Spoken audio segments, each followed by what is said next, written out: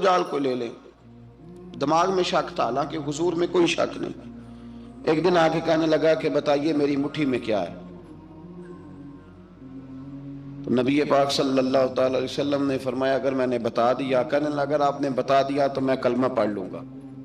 حضور نے فرمایا میں نے بتا دینا ہے پر تو نے کوئی نہیں پڑھنا، میں بتا دینا ہے۔ کہ بتائیے، تو حضور نے فرمایا چل سودا کر لیتے ہیں، اگر جو تیری مٹھی میں ہے وہی بتا دے پھر تیرا کیا خیال ہے؟ تو نبی پاک صلی اللہ تعالی علیہ وسلم نے کہا کیا بھئی ابو جہل کی مٹھی میں؟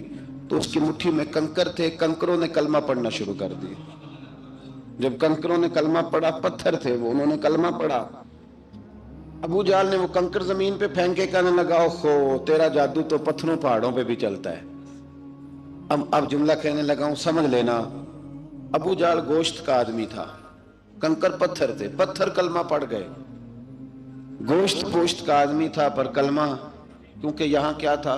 شک، اس نے آگے نہیں بڑھنے دی۔ گوشت پوشت کا شخص ہو کے پتھروں سے آگے نکل گیا، نبی پاک صلی اللہ علیہ وسلم کی خدمت میں آیا۔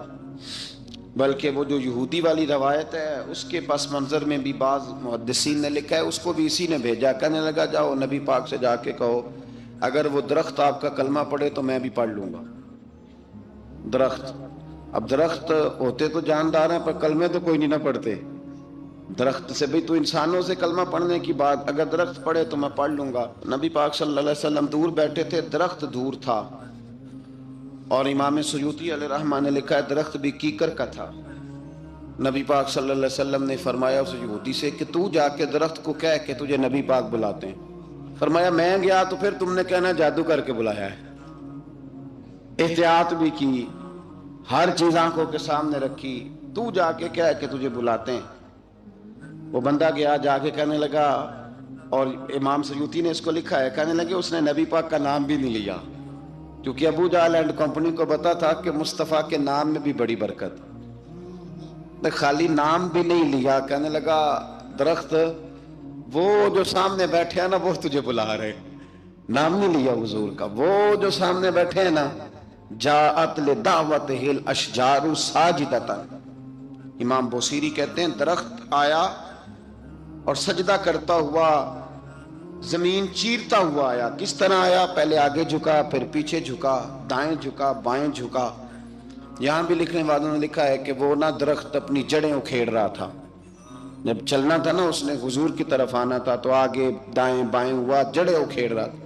لیکن ہمارے استاد جب ہمیں یہ روایت پڑھایا کرتے تھے تو کہتے تھے جڑیں نہیں اکھیڑ رہا تھا، جب اس نے سنا مجھے نبی پاک نے بلایا تو اسے وجد ہو گیا تھا، وہ جھومنے لگ گیا تھا، جھوم رہا تھا، حضور نے مجھے بلا لیا، جاءت لدعوتہ الاشجار ساجدۃ۔ تو درخت آیا، اس نے آ کے نبی پاک کو سجدہ کیا، لکڑی کا بنا ہوا درخت ہے، سجدہ کیا۔ سجدہ کرنے کے بعد درخت اٹھا اور اٹھ کے اس نے نبی پاک کا کلمہ پڑھا۔ وہ جس کو ابو جہل نے بھیجا تھا نا یہودی، وہ درخت کی حالت دیکھ کے کلمہ پڑھ گیا، وہ کلمہ پڑھ گیا، لیکن یہی بے ایمان کہنے لگا ہوئے ہوئے ان کا تو درختوں پہ بھی جادو چلتا ہے۔ لا ریب فی، شک قرآن پاک میں، لیکن اگر بندے کے دماغ میں ہو اس کا علاج ہے کوئی، ادھر ہی شک بیٹھ جائے۔ میں سادی مثال دیتا ہوں کہ سامنے دیوار صاف ہو لیکن گرد اگر آئینے پہ پڑی ہو، دیوار صاف کرنی چاہیے کہ اینک کا شیشہ صاف کرنا چاہیے؟ ساری زندگی لوگ دیوار صاف کرتے گزار دیتے، ساری زندگی تراش خراش کرتے گزار، اپنی مرضی کی پینٹنگ کرتے گزار دیتے ہیں، پر اپنی آنکھ کی پتلی صاف نہیں کرتے، آنکھ کی پتلی صاف نہیں کرتے۔ کسی نے حضرت رومی سے کہا تھا حضور دنیا میں کوئی اچھا ملتا نہیں، فرمانے لگے تھوڑا رونا شروع کر تاکہ تیری پتلیاں وضو کر لیں، وضو کر لیں، وہ انہیں پتہ چل جائے کہ کتنے صاف ستھرے لوگ دنیا میں پائے جاتے ہیں۔ ابو جہل پھر آ گیا، کہنے لگا اگر آپ چاند کے 2 ٹکڑے کر دیں تو میں کلمہ پڑھنے کو تیار۔ اچھا یہاں بھی بڑی مزے کی بات ہے، اللہ نے پہلے کہہ دیا نبی پاک کو کہ ان الذین کفروا سواء علیہم اانذرتہم ام لم تنذرہم لا یؤمنون۔ محبوب یہ جن کی قسمت میں کفر ہے نا، آپ انہیں ڈرائیں چاہے نہ ڈرائیں، یہ ایمان نہیں لائیں گے۔ कंकरों ने भी कलमा पढ़ लिया, दरख्तों ने भी पढ़ लिया, सारा कुछ हो गया, और अल्लाह ने भी कह दिया कि महबूब इस बेईमान ने कलमा नहीं पढ़ना, पर हुजूर ने फरमाया ये पढ़े ना पढ़े हमने मैदान नहीं छोड़ना। जितनी दफा आएगा ना हम इसे जरूर मौजज़ा दिखाएंगे, जितनी दफा आएगा हम क्यों मैदान छोड़। आके कहने लगा जी अगर चांद के 2 टुकड़े कर दे तो इक़्तरबत इस्साअतु वंशक्कल कमर। तो नबी पाक सल्लल्लाहु अलैहि वसल्लम ने उंगली का इशारा किया, चांद 2 हिस्सों में बटा। कोहे सफा एक पहाड़ी थी मक्के में, आधा टुकड़ा पहाड़ी की इस जानिब हुआ, आधा इस जानिब।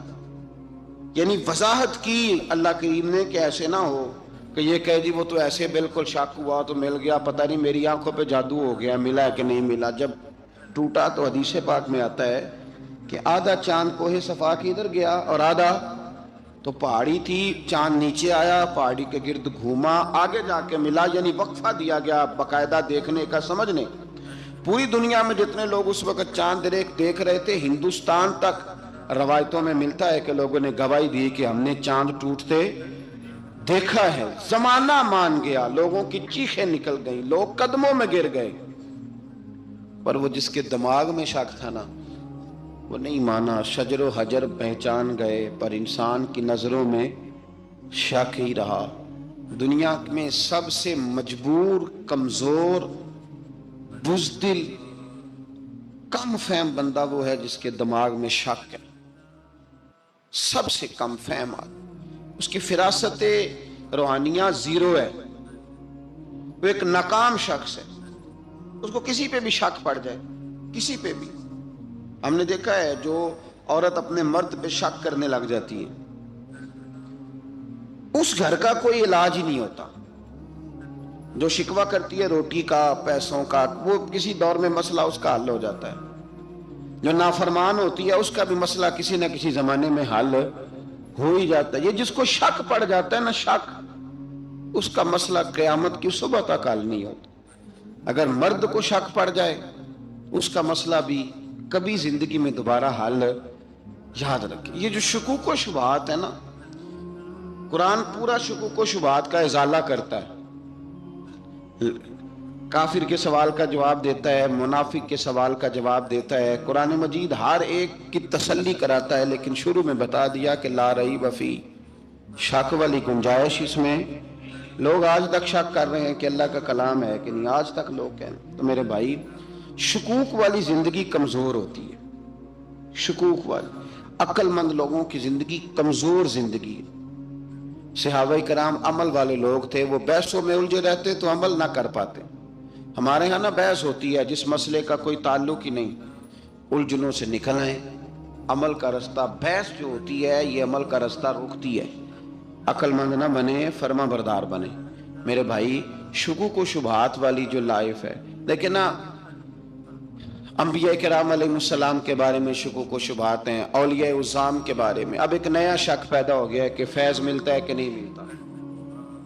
हमने फलाने वली को देखा नहीं, सारी जिंदगी उसका नाम लिया, फैज़ मिलेगा कि नहीं।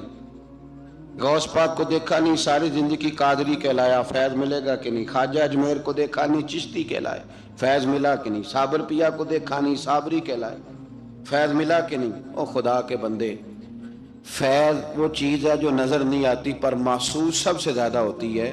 मिले तो हजरत अवैस करनी भी नहीं थे नबी पाक से, वो भी नहीं मिले थे, मुलाकात तो उनकी भी नहीं हुई थी। क्या कहोगे, मुलाकात नहीं हुई, लेकिन फयूज़ो बरकत का ये आलम है कि मेरे महबूब ने फरमाया वो दुआ करेगा तो अल्लाह मेरी उम्मत की बख्शिश फरमाएगा। तो आप हमारे सूफिया में एक सिलसिला अवैसिया है।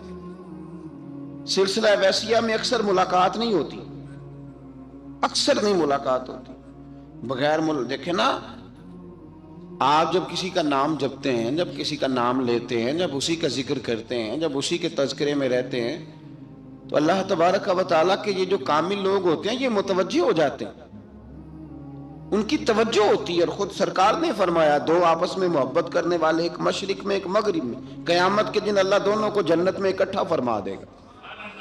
ये क्या बात हुई कि हर बात में शक करना कि जी वो फलाने से मुलाकात ही नहीं हुई। तो किस तरह भाई, मुलाकात एक अलग चीज का नाम है, मुलाकात एक अलग शय का नाम है, और फयूज़ो बरकत एक اللہ سے ملاقات ہوئی ہے؟ رزق دیتا ہے کہ نہیں؟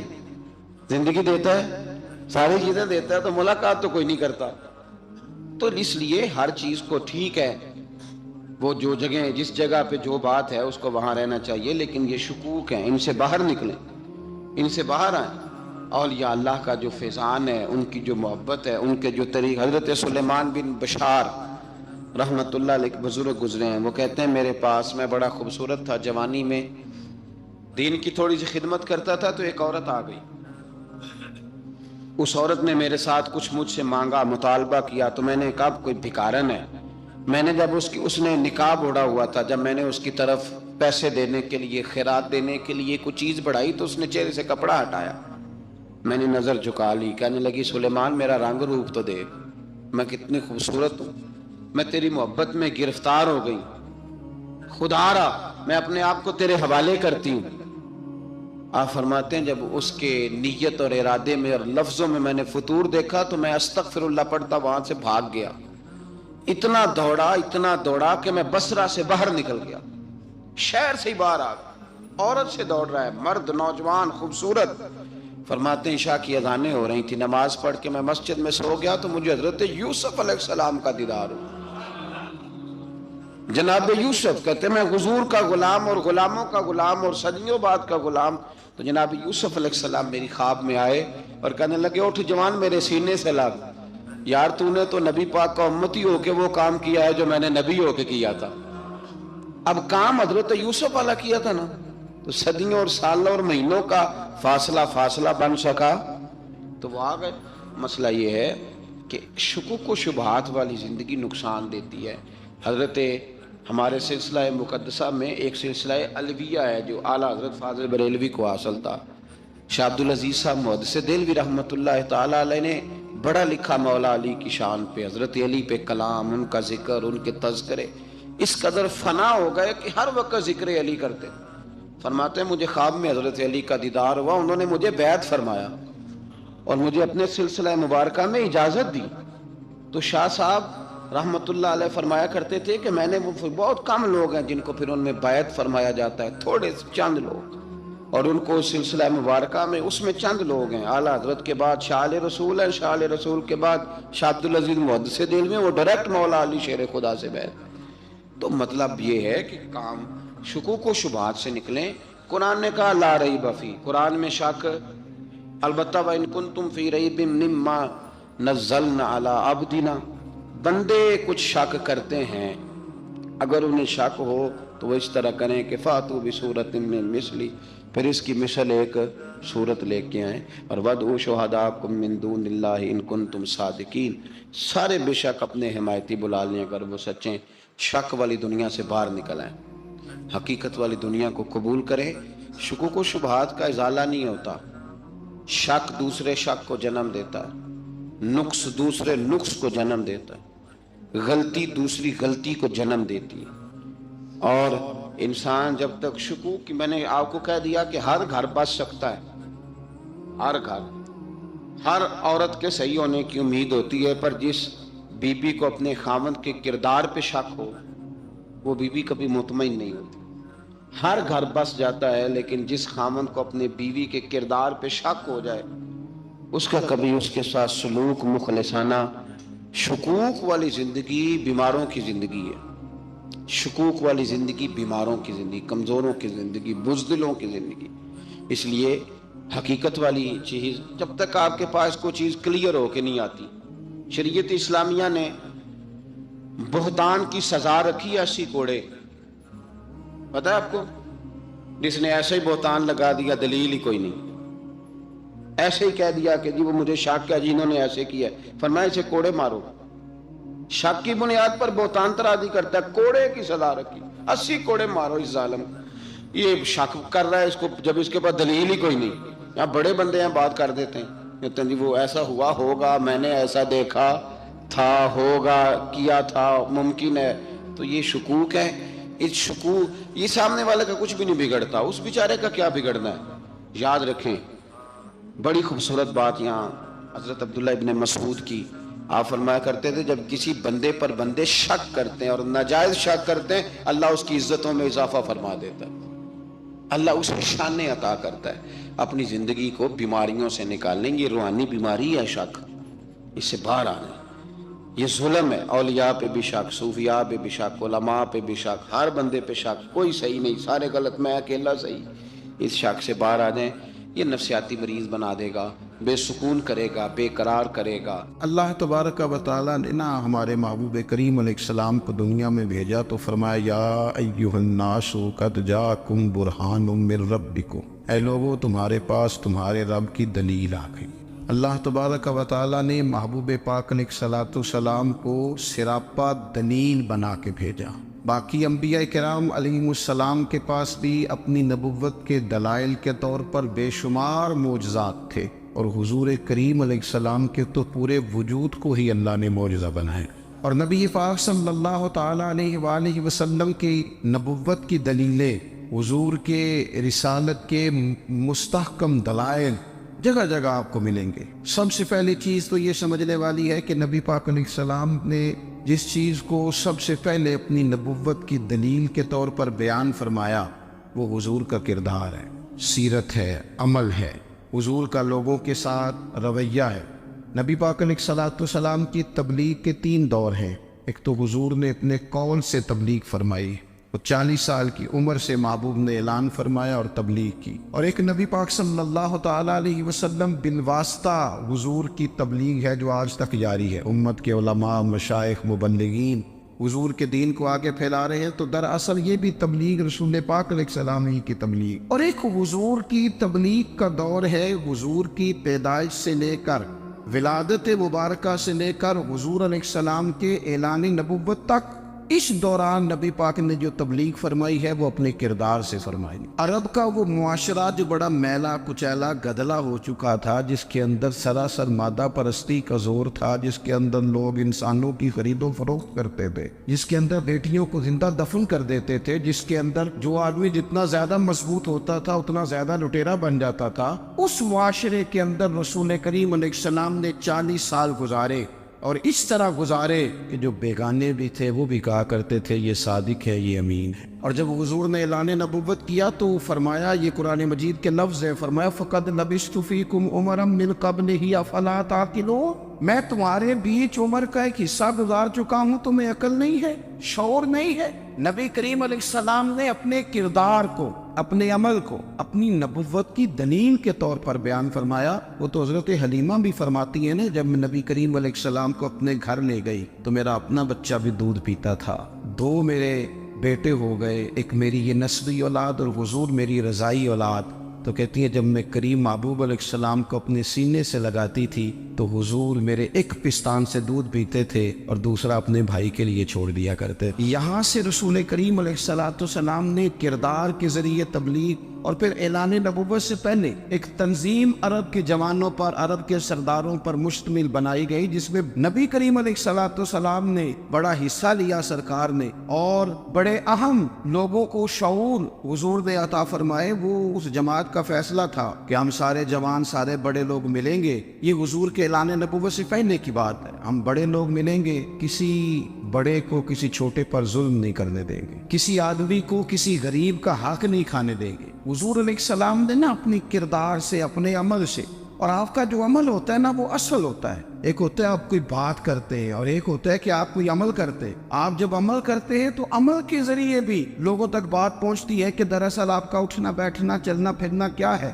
میرے رسول کریم علیہ السلام کا اٹھنا بھی ایک نبی کا، بیٹھنا بھی ایک نبی کا، بات کرنا بھی ایک نبی کا، معاملات زندگی کرنا بھی ایک نبی کا، لین دین کرنا بھی ایک نبی کا. ایک شخص کہتے ہیں میں نے اعلان نبوت سے پہلے حضور علیہ السلام سے کوئی چیز خریدی تھی اور میں نے عرض کیا تھا آپ یہاں تشریف رکھے، میں پیسے لے کے آتا ہوں. میں 3 دن کے بعد آیا. دیکھو یہ بات کرنی کتنی آسان ہے، بولنی کتنی آسان ہے، پر 3 دن یہاں میرے بھائی کو کسی شخص کو 2 گھنٹے انتظار کرنا پڑ جائے تو لوگ کہتے ہیں الانتظار وشد من القتل، یہ تو قتل سے زیادہ تکلیف والا معاملہ ہے، منتظر رہنا کسی کا. کہتے 3 دن کے بعد میں آیا تو میرے رسول کریم وہیں تشریف فرمایا. بس اتنا فرمایا یار تم نے مجھے بڑی تکلیف میں ڈال دیا، 3 دن ہو گئے یہاں رکے ہوئے. تو حضور نے اپنے کردار کو، اپنے عمل کو، اپنے معاملات کو سب سے پہلے اپنی نبوت کی دلیل کے طور پر پیش کیا۔ اسی نے کیا خوب کہا تھا کہ جو تیری جان کے دشمن ہے وہ بھی کہتے ہیں، بظاہر تو آئے ہیں نا ہجرت کی رات جان لینے، لیکن امانتیں حضور کے گھر میں رکھی ہوئی ہیں، امانتیں کاشانہ نور پہ پڑی ہے۔ وہ جو تیری جان کے دشمن ہے وہ بھی کہتے ہیں کہ امین تو ہے اور صداقت کی آبرو تو ہے۔ تو پہلے کردار، پھر دوسری بات، اللہ تعالیٰ نے اپنے محبوب علیہ الصلوۃ والسلام کو اپنا مطلق نائب بنا کر، اپنا محبوب اعظم بنا کر، ویسے ہی سارے انسانوں کے بارے میں کہا وَإِذْ قَالَ رَبُّكَ لِلْمَلَائِكَةِ إِنِّي جَاعِلٌ فِي الْأَرْضِ خلیفہ، میں زمین میں اپنا نائب بنانے والا ہوں۔ لیکن حضور علیہ السلام تو محبوب ہے نا، حضور کی نیابت تو محبوبیت کے درجے پر فائز ہے۔ تو رسول پاک کو رب کریم نے اس طرح کا بنا کے بھیجا کہ حضرت عبداللہ ابن رواحہ رضی اللہ تعالیٰ عنہ بیان فرماتے ہیں کہ اگر حضور کوئی معجزہ نہ بھی دکھاتے، نبی کریم علیہ السلام سے کوئی اعجاز لوگ نہ بھی دیکھتے، تو محبوب کا تو چہرہ ہی اس طرح کا تھا، لوگوں نے دیکھتے جانا تھا اور کلمہ پڑھتے جانا تھا۔ لیکن باوجود اس کے میرے رسول پاک کا اعجاز یہ ہے، کمال یہ ہے کہ حضور کبھی اشارہ کر دیں تو چاند دو ٹکڑے ہو جائے، کبھی دعا مانگ دیں تو ڈوبا ہوا سورج واپس آ جائے، کبھی محبوب گزرنے لگے تو پتھر آپ پر سلام پڑے، کبھی حضور پہاڑ پر چڑھ جائے تو پہاڑ وجد میں آ کر جھومنے لگے، محبوب کا کبھی نماز پڑھاتے ارادہ بن جائے تو اللہ تعالیٰ قبلے کا رخ ہی تبدیل فرما دے۔ کیا خوبصورت سوچ ہے اور کیا نظریہ دیتے ہیں بریلی کے امام، فرماتے اجابت کا جوڑا عنایت کا صحرا دلہن بن کے نکلی دعائے محمد، اور اجابت میں جھک کر گلے سے لگایا بڑی ناز سے جب دعائے محمد، دیکھو خدا کی رضا چاہتے ہیں دو عالم، خدا چاہتا ہے رضائے محمد صلی اللہ تعالی علیہ وسلم۔ اور ایک مقام پہ فرماتے ہیں نائب دست قدرت پہ لاکھوں سلام، نائب دست قدرت پہ لاکھوں سلام۔ تو اللہ تعالیٰ نے نبی پاک صلی اللہ تعالی علیہ وسلم کو جو اعجاز۔ پھر ایک اور بات، حضور امی ہے، دنیا میں آ کر محبوب نے کسی سے پڑھا ہی نہیں، میرے محبوب نے جتنا پڑھا ہے رب کریم سے ہی پڑھا ہے۔ الرحمن علم القرآن خلق الانسان، رحمان نے قرآن سکھایا پھر انسان بنایا۔ اللہ تبارک و تعالیٰ کی بارگاہ کرم سے حضور نے لیا، رسول کریم امی ہے، یہ بھی حضور کی نبوت پر ایک بڑی دلیل۔ دیکھو ایک ہوتا ہے کوئی آدمی بچپن سے کسی چیز سے شغف رکھے اور جب اس کی عمر بڑی ہو جائے تو کہتے ہیں اس کا تجربہ بڑا ہو گیا، یہ پہلے کچھ شعر کہتا تھا، کوئی ادبی جملہ کہتا تھا، تو اب اس کی یہ کام کرتے کرتے عمر بڑی ہو گئی ہے تو رسوخ حاصل ہو گیا۔ 40 سال کی عمر مبارک تک نبی کریم نے ایک شعر بھی نہیں کہا، حضور علیہ الصلوۃ والسلام نے کبھی کوئی ایسی بات، ویسے تو حضور کی ہر بات حکمت والی، لیکن جس کو عرب کے لوگ اپنے لہجے میں شاعری یا اپنے لہجے میں ادب کہتے تھے، وہ حضور نے بیان نہیں فرمایا۔ لیکن جب 40 سال کی عمر میں اعلان نبوت کیا تو پھر بڑے بڑے فصیح و بلیغ، بڑے بڑے سیانے طفیل بن عمر کہتے ہیں کہ اس شخص کو بھی میں نے دیکھا جسے بڑا ناز تھا اپنی فصاحت اور بلاغت پر، اور جب وہ حضور کے پاس آیا اور اس نے آ کے کچھ باتیں کی تو محبوب خاموشی سے سنتے رہے، اور جب وہ چپ کر گیا تو میرے کریم نے صرف سورہ فاتحہ پڑھی، کبھی اٹھتا تھا، کبھی بیٹھتا تھا، کبھی غور کرتا تھا، کبھی دائیں جاتا تھا، کبھی بائیں جاتا تھا، پھر کہنے لگا بتاؤ نا کلام کس کا ہے؟ فرمایا اس رب کا، اس رب کا، اس رب کا جس کا میں رسول بن کے آیا ہوں۔ نبی کریم صلی اللہ تعالی علیہ وسلم امی ہے، لیکن حضور نے کائنات کے رازوں سے پردے ہٹا دیے، نبی کریم نے جینے کے سلیقے بتا دیے، حضور نے ہر شخص کو اس کے مقصد حیات سے آگاہ کر دیا، نبی کریم علیہ السلام نے وہ فلسفہ حیات بیان کیا کہ لوگوں کو صرف جینے میں مزہ نہیں آیا، مرنے میں بھی مزہ آنے لگا، لوگ آگے بڑھ بڑھ کے جانیں پیش کرنے لگے، اپنی اولادیں قربان کر، جو فلسفیوں سے کھل نہ سکا اور نکتہ بروں سے حل نہ ہوا، وہ راز ایک طیبہ والے نے بتلا دیا چند اشاروں میں۔ محبوب کریم امی ہیں، لیکن حضور نے اس طرح دنیا کو سکھایا، اس طرح دنیا کو پڑھایا، اس طرح حضور نے علم کے چراغ اور دیپ روشن کیے کہ قیامت تک جسے روشنی ملے گی نا، اسے صرف دروازہ مصطفیٰ سے ملے گی، اسے رسول کریم علیہ السلام کے ترے دولت سے ملے. کچھ لوگوں نے کہا کہ اپنے پاس سے آیات بنا کے لاتے. اپنے گھر میں بیٹھ کے دعوے کر لینا تو کوئی مشکل کام نہیں نہ ہوتا, سارے لوگ ہی کر لیتے. بلکہ وہ ہمارے ایک بزرگ کہا کرتے تھے, خیالی پلاؤ پکائیے کہ وہ کدے بھی کاٹ نہ پائیے. کیونکہ کون سا پیسوں کا ڈالنا ہے, وہ زیادہ ڈالیں ہم اور زیادہ ڈالیں. بہت سارے لوگ ہیں آج بھی, کچھ لبرل ہیں بیچارے, کچھ دین بیزار طبقہ ہے, وہ کہتے ہیں جناب ہمیں تو جدید باتیں بتائیں, ہمیں تو نئے اسلوب کے مطابق لے کے چلے, ہمیں تو او بھائی سن, میرے نبی پاک علیہ السلام نے فرمایا میرا قرآن کبھی پرانا نہیں ہو, اسے پڑھ کے دیکھ, اس کی جدت کا حسن دیکھ, یہ تو کھلا ہوا باغ ہے. تو ایک دفعہ اس کے قریب آئے گا تو خوشبو ملے گی, دوسری دفعہ آئے گا تو اس سے زیادہ تازی ملے گی. ایک دفعہ پھل کھائے گا تو مزیدار ہوگا, دوسرا کھائے گا ہو سکتا ہے شکل ملتی جلتی ہو لیکن ذائقہ بڑا نرالا ہوگا. تو تو صحیح نا. جب کچھ لوگوں نے کہا یہ خود سے بنا کے آیات لاتے ہیں تو فرمایا وَإِن كُنتُمْ فِي رَيْبٍ مِّمَّا نَزَّلْنَا عَلَىٰ عَبْدِنَا فَأْتُوا بِسُورَةٍ, اگر تمہیں کوئی شک ہے اس میں جو ہم نے اپنے بندہ خاص میں نازل کیا ہے تو تم بھی اس جیسی ایک آیت بنا کے لاؤ. اور چلو چیلنج کھلا دے دیا, فرما وَادْعُوا شُهَدَاءَكُم مِّن دُونِ اللَّهِ, اللہ اور اللہ والوں کو چھوڑ دو. تفسیری ترجمہ عرض کر رہا ہوں, یعنی صحابہ کو چھوڑ دو, حضور کے ماننے والوں کو چھوڑ دو, باقی ساری دنیا کے کافر اکٹھے ہو جاؤ, ایک آیت بس قرآن جیسی لے کے آؤ, ایک آیت لے کے آؤ. ان کنتم صادقین, اگر تم سچے ہو. جوانوں سنو, کہا ایک آیت, اور یہ چیلنج آج تک قرآن مجید کا موجود ہے, آج تک. وَإِن كُنتُمْ فِي رَيْبٍ مِّمَّا نَزَّلْنَا عَلَىٰ عَبْدِنَا فَأْتُوا بِسُورَةٍ مِّن مِّثْلِهِ, تم قرآن کے مقابلے کی ایک صورت لے کے آؤ اور سارے حمایتی اکٹھے کر لو اپنے. ان کنتم صادقین, اگر تم سچے ہو.